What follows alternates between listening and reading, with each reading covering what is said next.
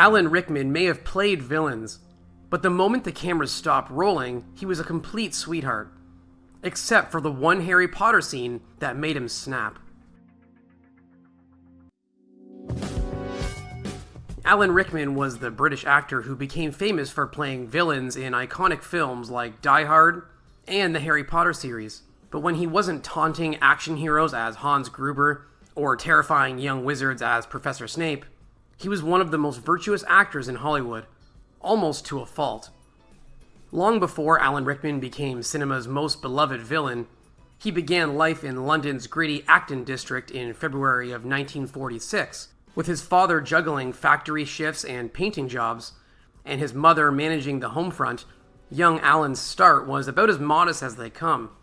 Alan wasn't shy about his heritage.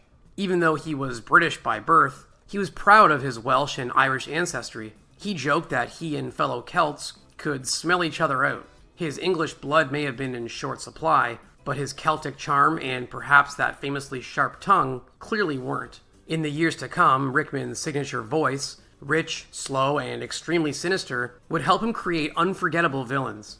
I can teach you how to bewitch the mind and ensnare the senses. But it wasn't entirely natural. According to Rickman himself, a voice coach once diagnosed him with something called a spastic soft palate. Another odd birth defect also contributed to his later success. Alan Rickman's villainous drawl wasn't shaped by his palate. It was also a product of biology. Born with a naturally tight jaw, he developed the effortlessly intimidating voice that sent shivers down audiences' spines. The last time I was on this show, you said to me, was I aware that people impersonated me? It was as though fate had cast him as the villain before he even took the stage. He even had a villain's origin story. When Alan was only 8 years old, tragedy struck hard. In an ominous instance of foreshadowing, his father suddenly succumbed to cancer. The unforeseen tragedy left Alan's mother alone to manage him and his 3 siblings. The following years would reveal if Alan would become a hero or a villain. After Alan lost his father, life took a dark turn. He relocated to a tough neighborhood where his mother struggled to raise the 4 kids alone. Working tirelessly at the post office, she remarried briefly, but it didn't last. These early struggles, however, shaped Rickman's quiet determination, one that revealed surprising talents. Long before he terrified audiences, Rickman dazzled teachers with his calligraphy and watercolors. Art seemed like a logical path, and he pursued a career in graphic design, thinking acting wasn't the sensible thing to do at 18. But even as he made a living as a graphic designer, he knew his calling was elsewhere. Despite his passion for drama and acting, Alan Rickman opened a design studio, Graffiti, along with some friends. For 3 years, he toiled away, dreaming of a life on stage. While most people would have stuck with such a solid career, Rickman wasn't most people. A radical decision soon changed his life entirely. Without a backup plan, Alan abruptly abandoned graphic design to chase his acting dream. He boldly requested an audition at the Royal Academy of Dramatic Art, where his first role was as a dresser for legends like Nigel Hawthorne. It was a humble start, but Alan had big dreams, and an even bigger heart. Even though Alan Rickman would become famous for playing villains, he was always a lover and not a fighter. From his late teens, Alan had been devoted to the love of his life, Rima Horton. However, despite their long relationship, he made a controversial decision.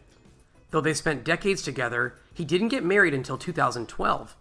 By then, he was a major star, but he still opted for a secret ceremony, keeping his marital status private until 2015. In other ways, however, he was very public. After graduating from the Royal Academy of Dramatic Arts, Alan Rickman immersed himself in British theatre, refining his dramatic chops in experimental productions. His big break arrived in a BBC production of The Barchester Chronicles, portraying the sly Reverend Obadiah Slope. Were there any other matters you wished to discuss with me, my lord? Yet, as good as he was on stage, Hollywood was itching to get him on camera. When Rickman played the villain in a 1987 stage production of Dangerous Liaisons, he had no idea who was sitting in the audience. Hollywood producer Joel Silver and director John McTiernan. Rickman's performance as pure evil was so convincing that the powerful Hollywood pair knew they had found just the actor they were looking for. Their offer would alter the course of his career forever. While Alan Rickman had been menacing audiences on British stages, Silver and McTiernan had been working on a script that would change his life forever. After seeing Rickman in Dangerous Liaisons, they offered him the role of Hans Gruber opposite A-lister Bruce Willis in their upcoming action movie Die Hard. It was Rickman's lottery ticket to fame. But there was just one problem. Despite the rare opportunity to break into Hollywood alongside an A-list actor, Rickman initially scoffed at the idea of playing Hans Gruber. He bluntly declared to his agent, "I'm not doing an action movie." Having arrived in Hollywood just 2 days earlier, he was horrified at making his American film debut as the English baddie in a popcorn movie. Thankfully, his agent managed to change his mind, but the role nearly cost him his life. In Die Hard's cinematic scene, Rickman's character, Hans Gruber, famously plummeted from a skyscraper. That iconic scene was a harrowing experience for Rickman, as he actually fell 40 feet onto an airbag. While the film's editor may have added CGI backgrounds later on, there was nothing fake about the terror in Rickman's face. In fact, capturing Rickman's iconic reaction required a sneaky trick from the stunt crew. In preparing for the scene, the stunt crew told Alan Rickman that they would drop him on the count of 3, cued to his character's lines. Instead, the stuntman released the rope 1 count early, ensuring Rickman's genuine look of shock as he plummeted to his fake doom. Later, Rickman humorously recalled they'd wisely scheduled the stunt on his last day. Alan Rickman learned that Hollywood was full of surprises. With an action film classic under his belt, Alan Rickman had his pick of Hollywood roles. But he had an unusual strategy for picking them. He signed on to Quigley Down Under, for example, because filming occurred in Australia, a place he'd always dreamed of visiting. You are deserters from Her Majesty's Armed Forces. The penalty for your crime is death. His Hollywood career challenged him in unexpected ways. For Truly, Madly, Deeply, one of Rickman's most memorable films, he pushed his acting talents to the limits. The role required him to learn to play the cello, so he took lessons to appear authentic. But in filming, a professional cellist hid behind Rickman, secretly controlling the left hand through Rickman's armpit. His little ruse fooled everyone, and landed him another rare opportunity. By the early 1990s, Alan Rickman had made himself into one of the most sought-after character actors in Hollywood. So when the producers of 1991's Robin Hood, Prince of Thieves, approached him to take on the villainous role of the Sheriff of Nottingham, the decision was all his, and he almost made the wrong one. Rickman rejected their offer twice, believing the script was awful, and only agreed to the role when the producers gave him total creative freedom. Alan Rickman was about to transform Nottingham into one of cinema's greatest villains. Do you mind, Loxley? We've just been married. Once he had creative freedom over the script for Robin Hood, Prince of Thieves, Rickman got to work eating pizza. In a move befitting to a true mastermind villain, he invited his comedian friends to a Pizza Hut, where they sat down and rewrote the lines for his character while scarfing down pizza. Armed with creative freedom, Alan Rickman improvised lines on the set of 1991's Robin Hood. In fact, he improvised an equally terrifying and hilarious line that would become an unforgettable one for filmgoers. I'm gonna cut your heart out with a spoon! Then it begins. With lines like that, his castmates couldn't keep a straight face on set. Even when he was at his most menacing on camera, Alan Rickman was a softie when the filming stopped. While filming a particularly tense scene from Robin Hood, Rickman gently comforted a young actress by pulling silly faces and smiling warmly, aiming to reassure her. But the tactic worked a little too well. When the camera started rolling again, the girl couldn't stop from giggling, requiring several extra takes. However, he was considerably less considerate about his props. Even though he had originally scoffed at the idea of making an action movie, by the time Rickman arrived on set for Robin Hood, he had fully embraced them. In fact, he was so committed to his epic sword fight with Kevin Costner that he reportedly broke about 10 swords during filming. Apparently, the tension between the two may have actually been real. Even before Robin Hood hit theaters, it was clear to everyone on set, Alan Rickman was a better villain than Kevin Costner was a hero. Pretty soon, dark rumors began to swirl. People whispered that Kevin Costner, not wanting to be upstaged, ordered several of Rickman's scenes to be cut from the film. In fact, if it had been up to Costner, Rickman wouldn't have been in the film at all. Rickman's iconic Sheriff of Nottingham almost never happened. Costner initially wanted Richard E. Grant for the role, but Grant had to bow out due to scheduling conflicts. Fate intervened, giving Rickman another career-defining role. Even though the film itself divided critics, Rickman's performance became the highlight of Hollywood gossip. Much to Costner's chagrin, Entertainment Weekly described Robin Hood, Prince of Thieves as generally leaving viewers unimpressed, except that is for Rickman's brilliantly nasty sheriff. His gleefully wicked villain didn't just steal scenes, it dominated summer conversations. Rickman was thrilled to be the most beloved bad guy. As a British stage actor, Alan Rickman had been trained to be subtle, but his deliciously exaggerated sheriff earned him the BAFTA for Best Supporting Actor. Accepting the award with characteristic humor, he remarked, This will be a healthy reminder to me that subtlety isn't everything. Despite the acclaim, however, Rickman began to worry that he was too good at being bad. Even though Rickman thrilled audiences as Hollywood's go-to villain, he grew frustrated with the villainous roles that kept landing on his desk.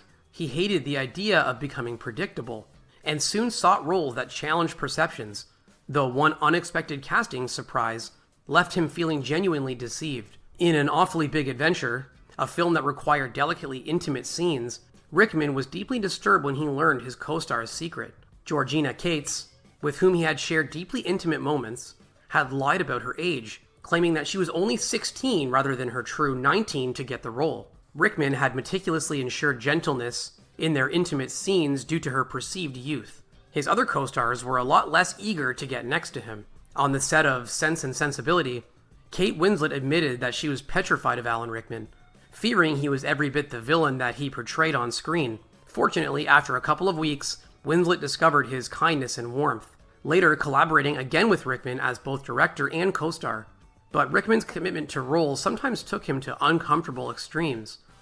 While portraying the titular role of the 1996 movie Rasputin, Alan Rickman pushed himself to uncomfortable limits. Thanks to some malfunctioning props that caused multiple retakes, he ended up eating 18 small cakes and drinking 18 glasses of sugary grape juice. Feeling horribly nauseous afterwards, Rickman even required medication to recover. Nausea, however, was the least of his on-set concerns. By 1999, Alan Rickman had established himself as one of the easiest people to work with in Hollywood. But that didn't mean he liked all of his co-stars. During the filming of Galaxy Quest, Rickman vented his frustrations about working with Tim Allen. Writing in his diaries, he bemoaned Allen's perverse need to needle, antagonize, provoke, and demoralize, and noted that Tim Allen seized every opportunity to belittle others. You will go out there. I won't, and nothing you say will make me. The show must go on. Thankfully, his next high-profile role paired him with someone far kinder.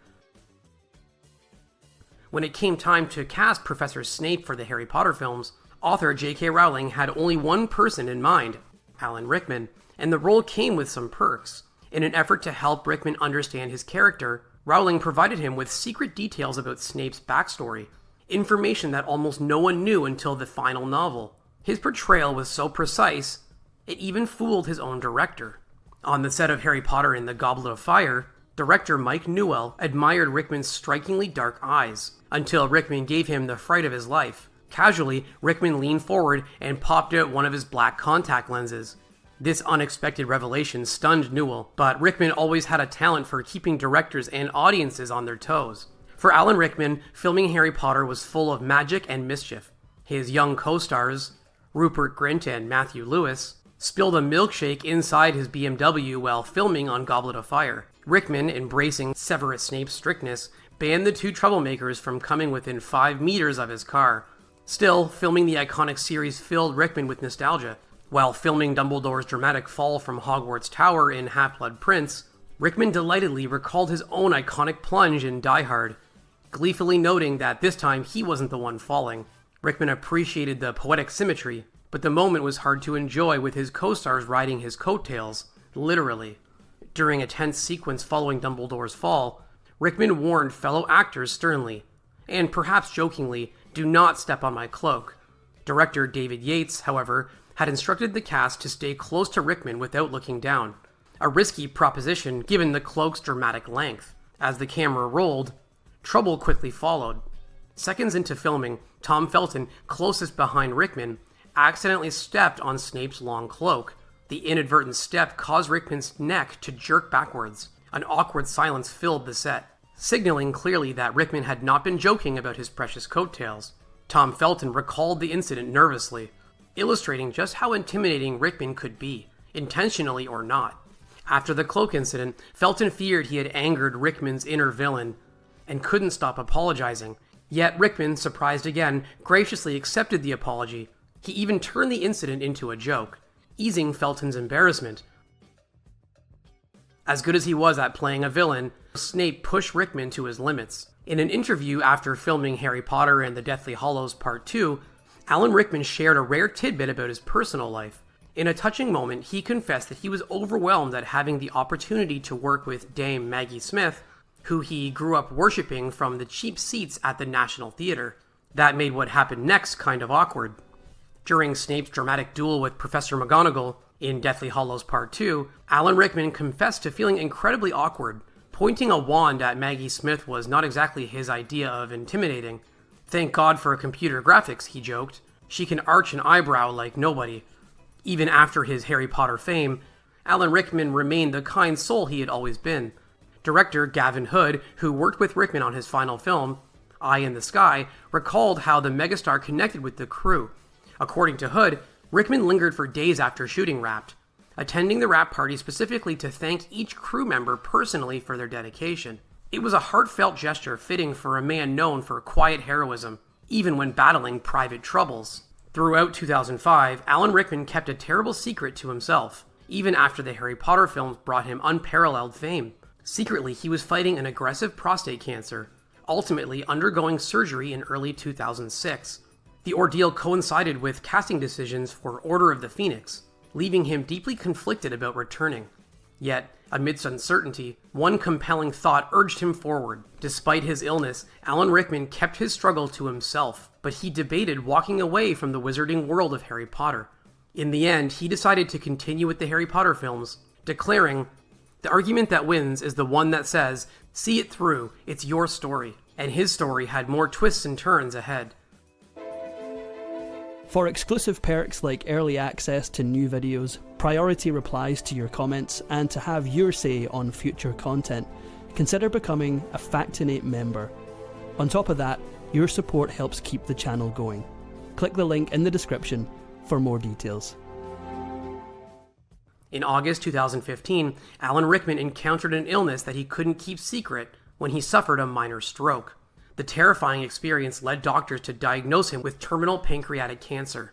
Keeping his condition hidden from nearly everyone except his closest confidants, Alan Rickman maintained his trademark dignity to the very end, but sadly, his private battle couldn't stay hidden forever. On January 14, 2016, Alan Rickman passed away in London at age 69.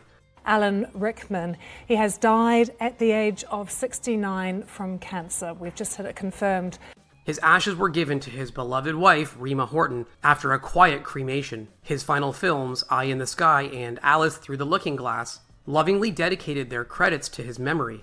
An iconic actor gone before his talents received Hollywood's ultimate honor. Even if the characters that Alan Rickman portrayed on screen weren't always lovable, his portrayal of them was. Sadly, he never fully got the love back. Notably, Alan Rickman never received an Oscar nomination.